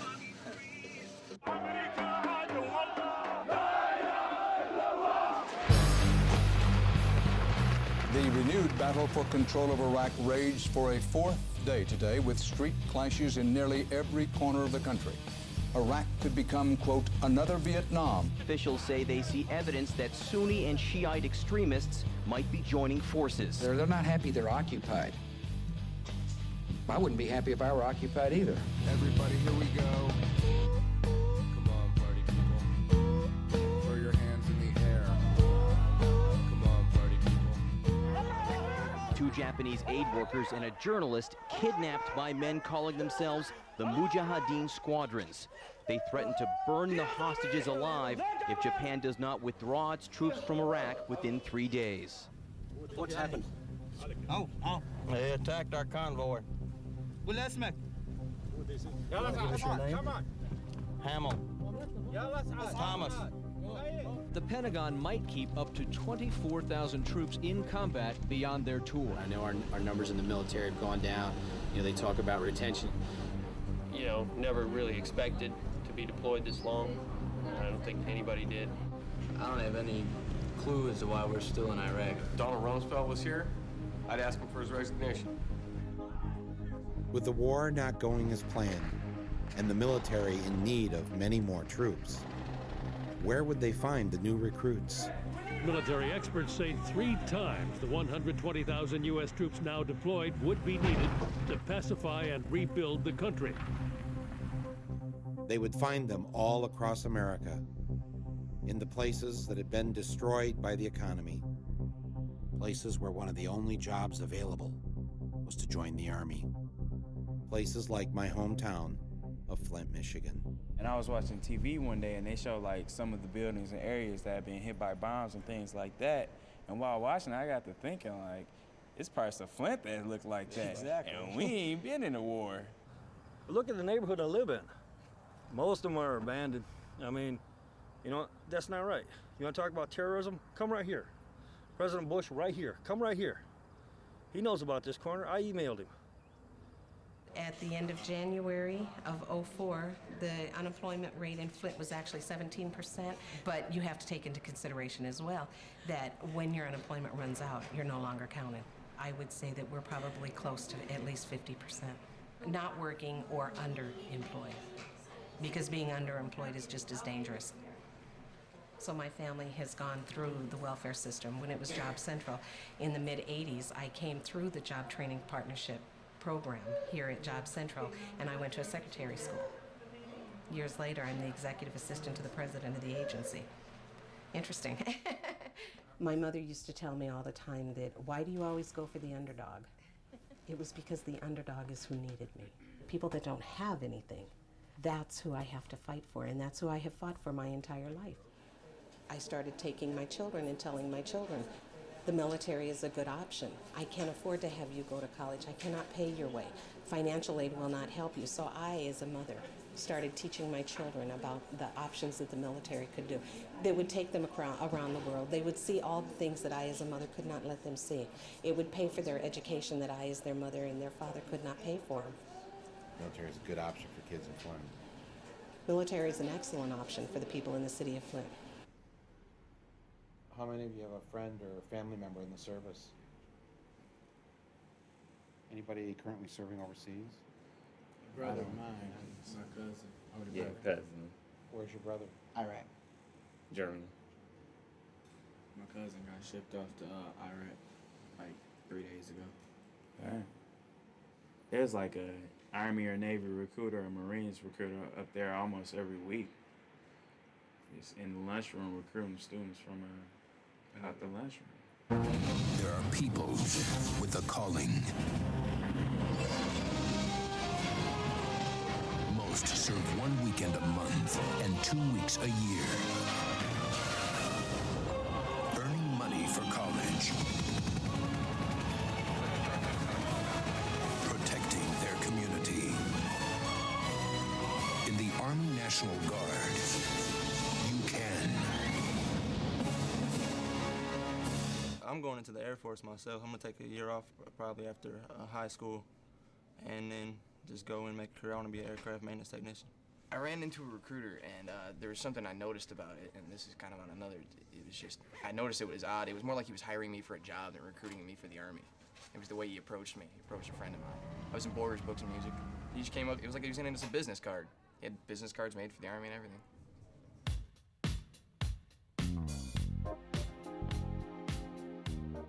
Meet Marine Staff Sergeant Dale Cortman and Sergeant Raymond Flower. They are two of the many recruiters assigned to Flint, Michigan. They're very busy these days. Look at, he's running away already. Seen this coming. Yeah. What do we got here? Need a little gangster. Yeah. We're heading over to the Cortland Mall right now. They decided not to go to the wealthier Genesee Valley Mall in the suburbs. They have a hard time recruiting young people there. Instead, they went to the other mall. Let's go in through Mervin's. In through Mervin's. And then we can walk straight back, and then go down to the lunchroom or whatever. Yep. Gents, you know we're looking at you, right? You guys ever think about joining up? Thought about going to college and playing basketball. Okay. You any good? Yeah. Oh yeah, especially basketball. Good. You can play ball for the Marine Corps as well. You know, travel around the world, getting on the Marine Corps basketball team. David Robinson was in the military as well. Oh, was so yeah, you can definitely hook it up. So Right now, there's somebody out there who wants to be a Marine but has no idea how to do it. where you work at? I work at KOC on Sweet. Dorton Lapeer. You can hook us up with some deals. Yes. They're waiting to get recruited. I don't know. I was probably gonna try to get a little career in music or something. Career music. Maybe we can get you a career in music. You know, let the Marines go for it. I'm sure you know who Shaggy is, right? Yeah. You know anything about him? Yeah, he the Jamaican. Yeah. How about a former Marine? Oh. Did you know it? You definitely need to know discipline if you're going to get into music. Yeah, I understand. Especially discipline with the money. When you make $1 million, you need to manage that money. So come in the office, we can sit down and talk, show you everything we know about the Marines. Sound like a plan? What do you got going on later this afternoon? How about tomorrow? We say right around 10 o'clock Monday morning. Yeah, that sounds pretty good. Okay. You want me to come pick you up? Better to get them when they're ones and twos. Hey, pal. And Staff work on them Sergeant that way. Portman. How are you? Ladies, you ready to join up? Green hat right behind us. Looks young. He's young. Yeah. In town. Yeah. We got two over here. Yeah. Right over by the red van. Yeah. You go that way, I go this way, we corner them. You're in the 9th grade. Yes, sir. Man, you look older than 9th grade, so. Yes, sir. All right, here's my card. You ever thought about being a Marine, man? I thought about it. I got a wife and kid now, so. Okay. Even more reason to join up. What I want to do, ma'am, real quick, is just get some information from you so I can scratch you off my list saying I've already talked to you and you know you're not interested. Is that cool? All right. What's your name? What's your phone number? What's your address, Mario? Add another one to the list. However, you know, one would love to have that chance to experience college life, you know, stuff young people can do without having the risk of dying in the process, I guess I can say candidly. The holidays do add a little bit more friction as opposed to just another night, in the fact that we want to give our guys a little bit time off, a little bit time to relax. However, we are in a combat zone. My soldiers do recognize that fact. Everybody's a little bit nervous about it, I guess. We're professionals. We're going to take care of you. I promise. Every house here has the right to have weapons. Maximum, one AK-47. We always expect the targets to be armed.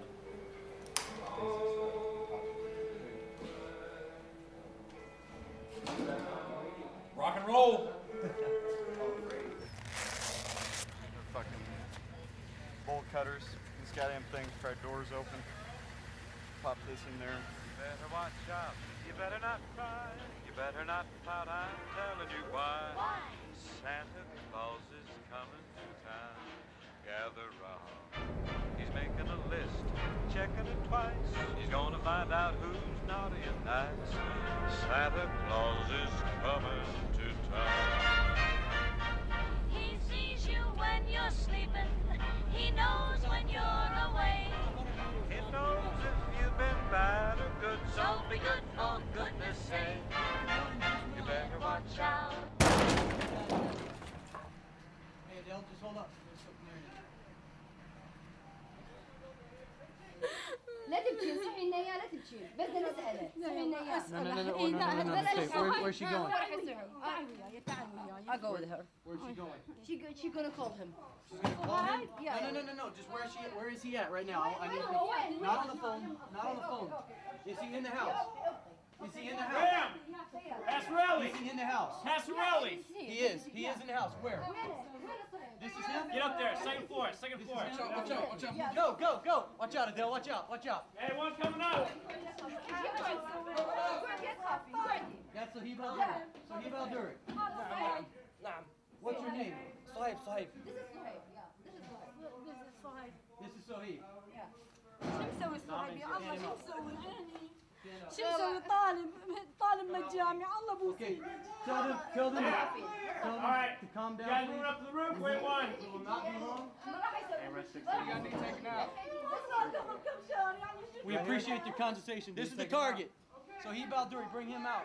We have to, as you go back to the old saying, we win the hearts and minds of the people. That's our job. We have to bring the ideal of democracy and freedom to the country, and show them that the American people are not here to rule Iraq. لا تخافي ما راح يضربك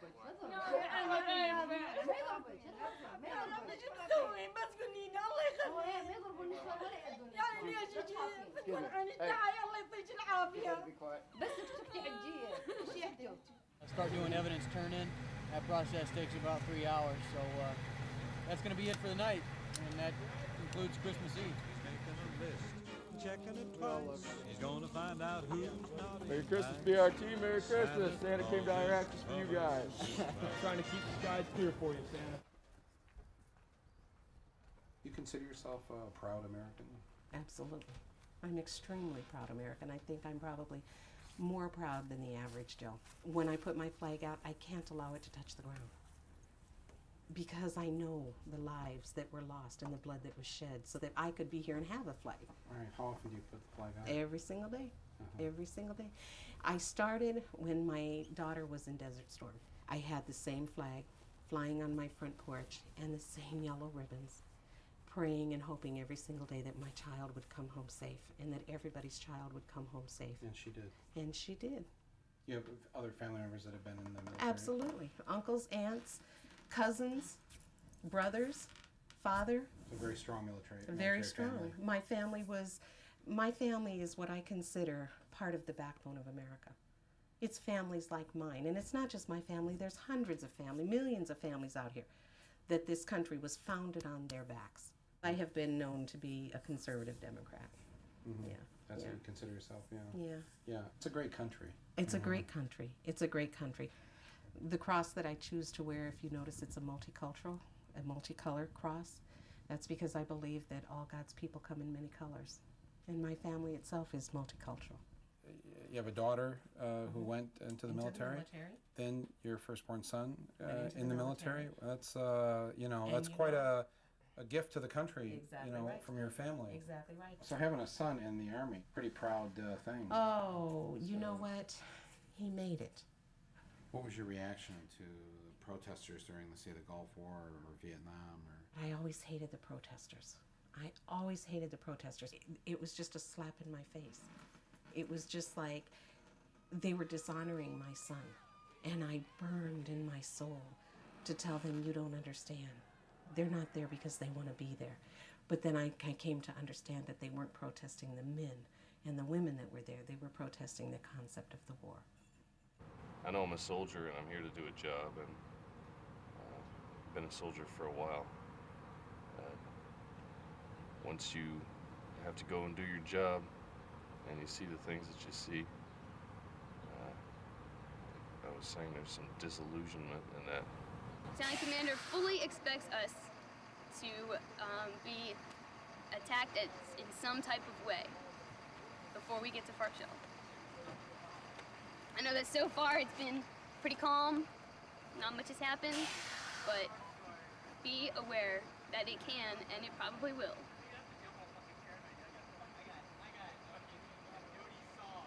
They're beginning to organize themselves just in neighborhoods. The kids get together a lot. Well, I can't say kids, but guys about 17, 18 starting to come together, and they hate us. Just why, I'm not really sure. Immoral behavior breeds immoral behavior. When a president commits the immoral act of sending otherwise good kids to war based on a lie, this is what you get. Hey, is you ticklish? Don't tell me you don't know what it is. That motherfucker still has a heart on. Some mama. Why are you touching somebody else? He touched his dick.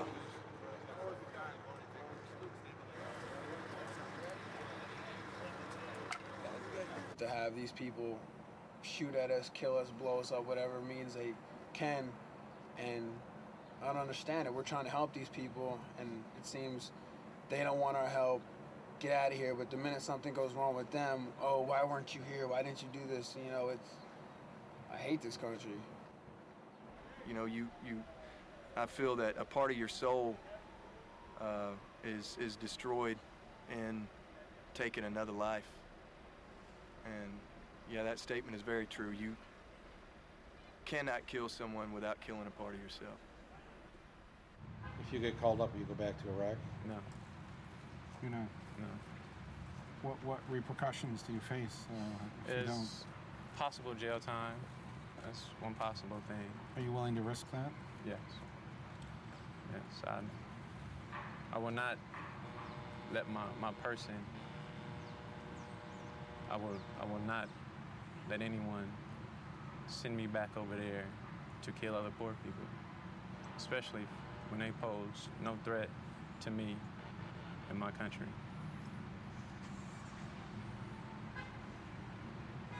I won't do it. This is an impressive crowd, the haves and the have-mores. Some people call you the elite. I call you my base.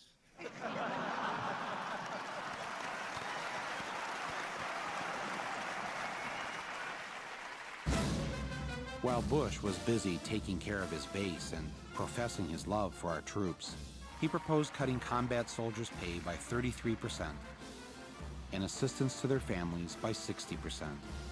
He opposed giving veterans $1 billion more in health care benefits, and he supported closing veteran hospitals.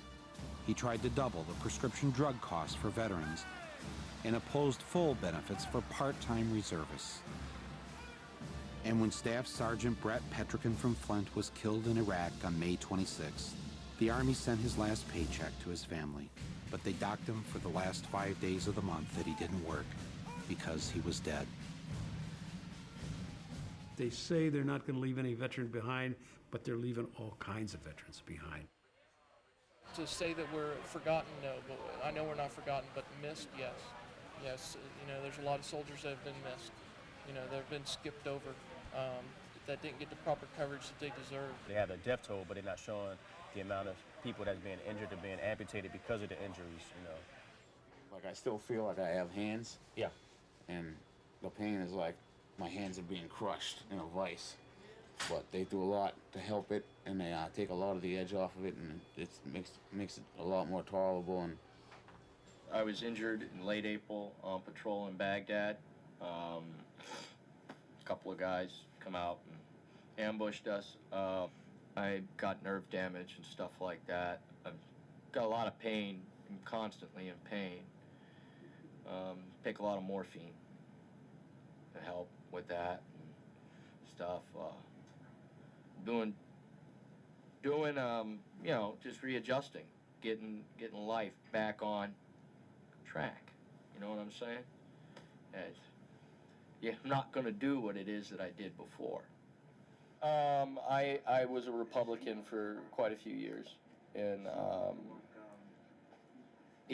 for some reason they conduct business in a very dishonest way. I'm going to be incredibly active in the Democratic Party down where I live once I get out. So I'm going to definitely do my best to ensure that the Democrats wouldn't control. Iraq, Baghdad, I didn't know anything of those things. And we were in the hallway, in the upstairs of our house, and he was crying, and he said that he was really scared, and he didn't want to have to go to Iraq. So we were able to have a whole conversation about sometimes some fear is healthy because it keeps our senses about us. And that's when he told me that he had not told anybody else, but he knew he was going to Baghdad. We were, as everybody, we were glued to the TV. Just glued, completely glued to the television in hopes of seeing a glimpse of him. Can't you please go over to where the helicopters are? Can't you please let us see him? Then that night, it was about 10-something, I went upstairs to the bedroom, and I was laying in bed, and I was flipping the channels with the remote. All I heard was Black Hawk Down, South Central Iraq. What I can tell you at this hour is that last night the Army did indeed lose a Black Hawk helicopter. We are being told by officers on the ground that there were 6 occupants inside the Black Hawk. So the next morning, I got up and I said, you push those thoughts out of your mind. Okay, Jesus, I need you to come in. I need you, Jesus. You got to help me through this. The Army called me, and I remember getting on the phone and him asking me, was I Lila Lipscomb? And I said, yes. And he said, mother of Sergeant Michael Pedersen. And I remember dropping the telephone. And all I can honestly say that I remember is, ma'am, the United States Army, the Secretary of Defense, regretfully informs you. That's all I know. The grief grabbed me so hard that I literally fell on the floor. And I was alone. I didn't have anybody to pick me up. So I literally crawled over to my desk and was hanging on. And I remember screaming, why does it have to be Michael? Why did you have to take my son? Why is it my son that you had to take? He didn't do anything. He wasn't a bad guy. He was a good guy. Why did you have to take my son? I can't imagine what it would be like to lose a son or a daughter or a husband or a wife, for that matter, and it pains me. You had his last letter? Mm-hmm. And it was mailed March 16th, but I didn't get it until probably a week before he was killed. Hello.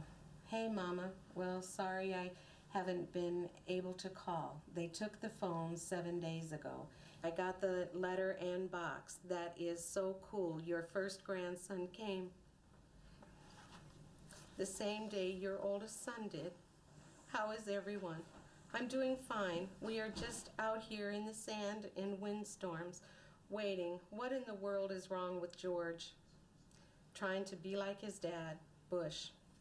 He got us out here for nothing whatsoever. I am so furious right now, Mama. I really hope they do not re-elect that fool, honestly. I am in good spirits and I am doing okay. I really miss you guys. Thanks for the Bible and books and candy. I really look forward to letters from you guys. Well, I'll tell all the family hello and that I am doing fine. We don't expect anything to happen anytime soon. I cannot wait to get home and get back to my life. Tell Sputnik congrats, and I'll see my first nephew soon. As soon as I get back to the States. Hope you guys are doing okay, and keep sending the mail. It makes getting through the days easier. Well, I am on my way to bed, so I will write you guys soon. I love and miss all of you guys.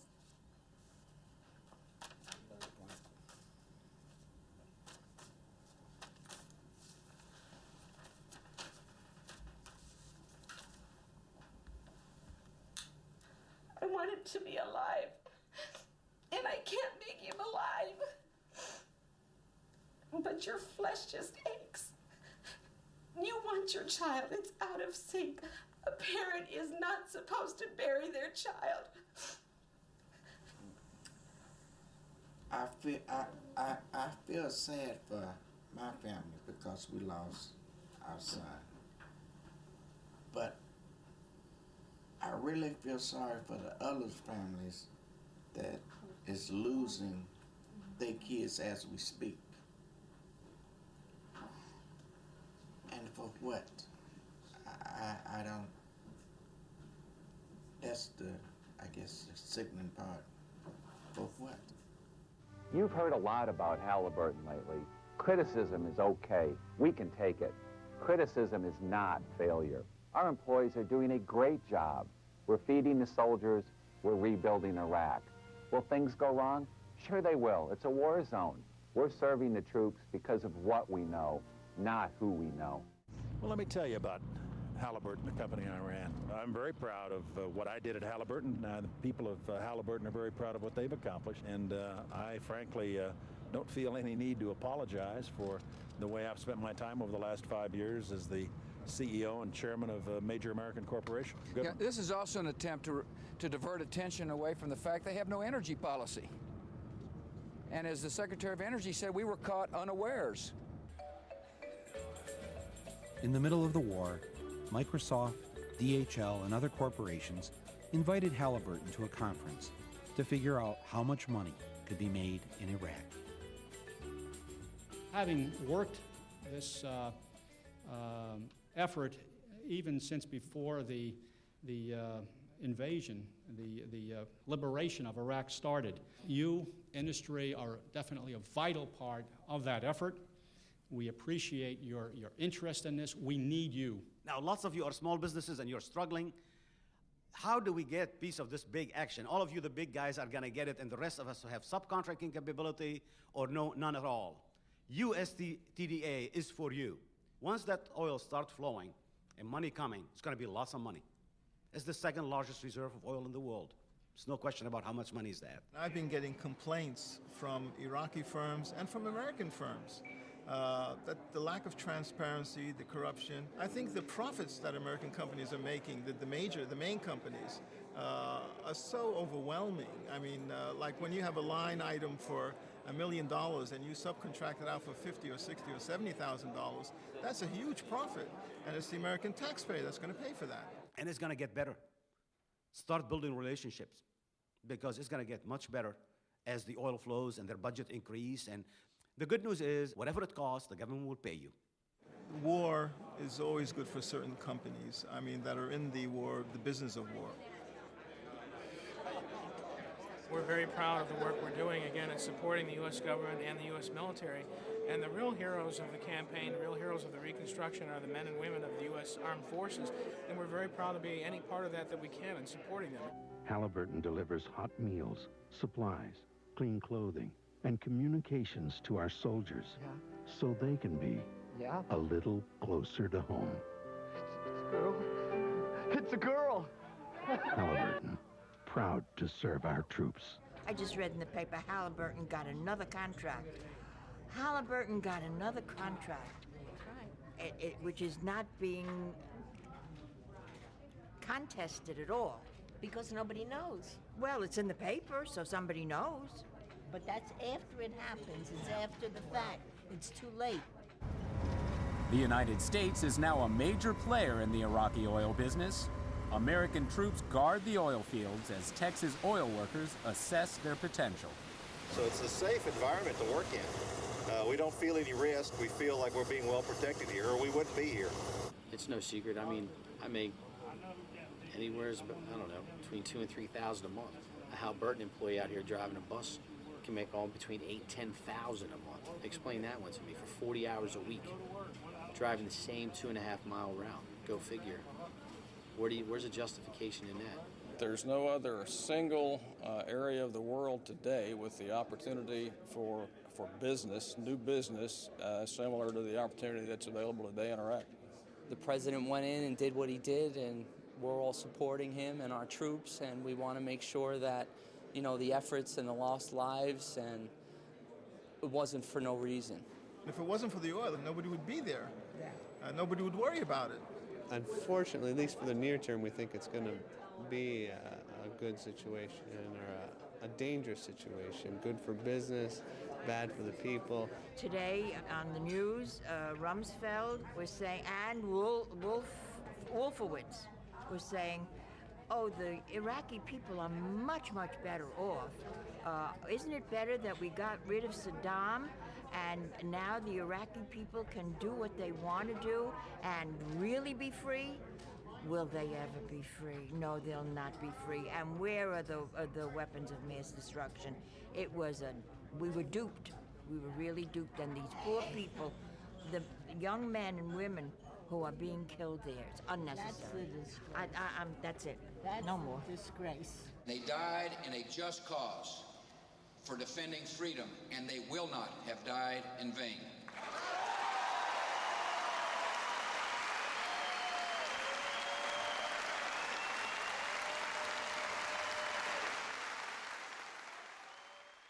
Lila had called to tell me that she was coming down from Flint to Washington, D.C. to attend a jobs conference. On her break, she said she was going to go and pay a visit to the White House.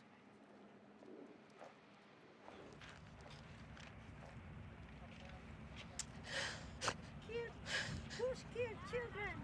Iraqi children. My son killed. Kill my people in Spain. Yesterday. Yes. These false lies kill people, your children too. Yes, my son. They have no business to do in Iraq now. And they're killing all these young Americans. Yes. For what? For oil. Bush is a terrorist. No, he isn't. This Yes, is all he staged. is. He's a Bush of This is Iraq. all staged. He's the My Bush son. of Iraq. Where was he You killed? tell me my son Where was he is killed? not a Bush is the stage. Bush of Where was he Iraq. killed? He Kill was my killed in people in Karbala. Spain by lying. And April driving illegal 2nd at is night not to a stage. war. My son is They dead. didn't have to go to war. There are a lot of they other didn't people, have to too. attacking our people because of Bush. The father look at it. Blame Al Qaeda. What'd that woman yell at you? That I'm supposed to blame the Al Qaeda. The Al Qaeda didn't make a decision to send my son to Iraq. Ignorance that we deal with everyday people, because they don't know. People think they know, but you don't know. I thought I knew, but I didn't know.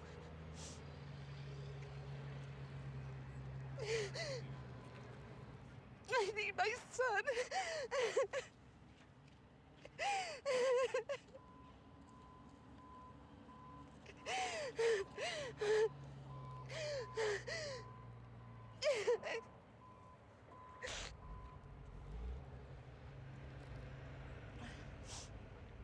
God's tougher than I thought it was gonna be to be here. But it's freeing also, because I finally have a place to put all my pain and all my anger and to release it.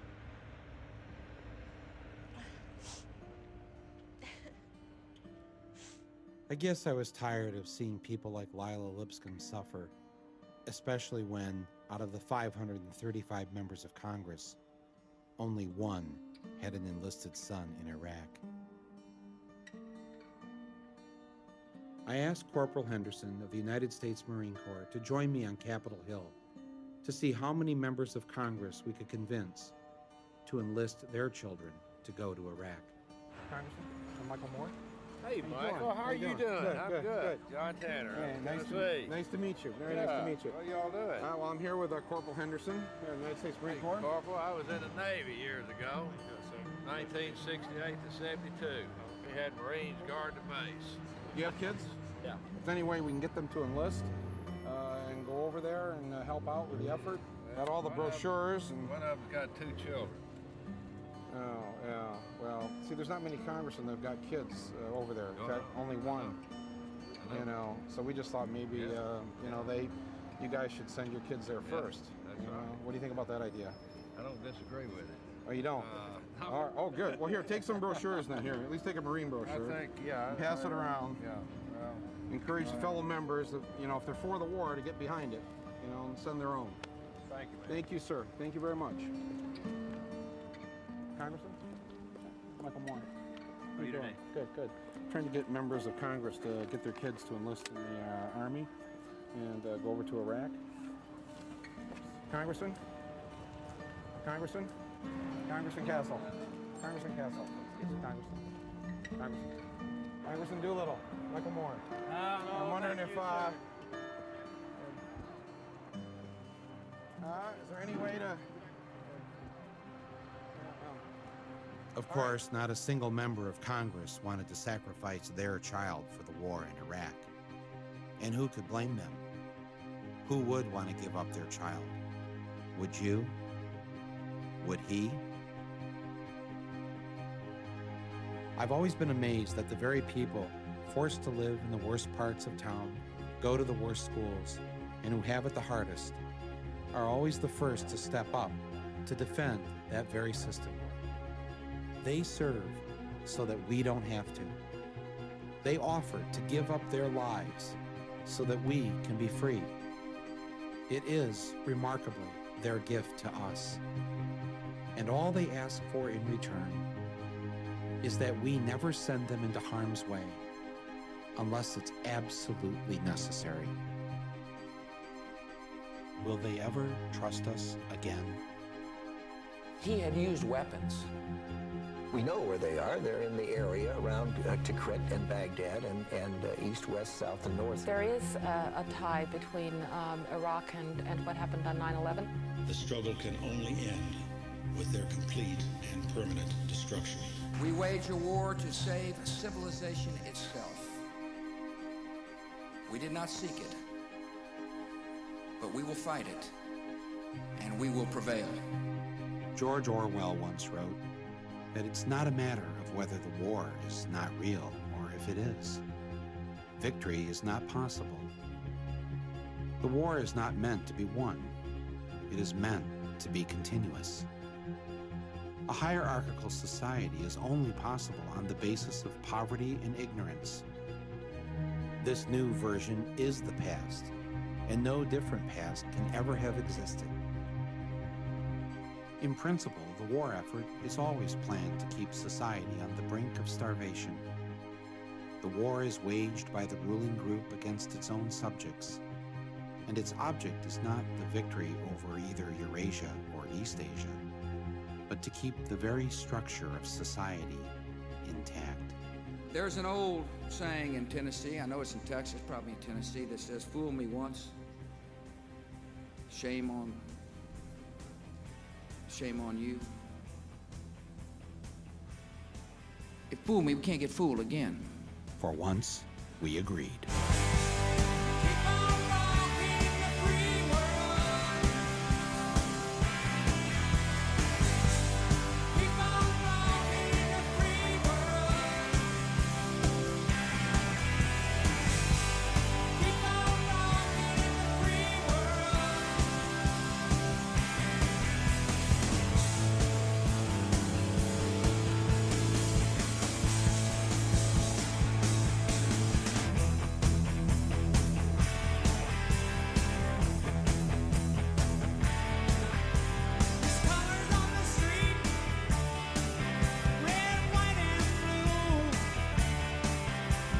Shuffling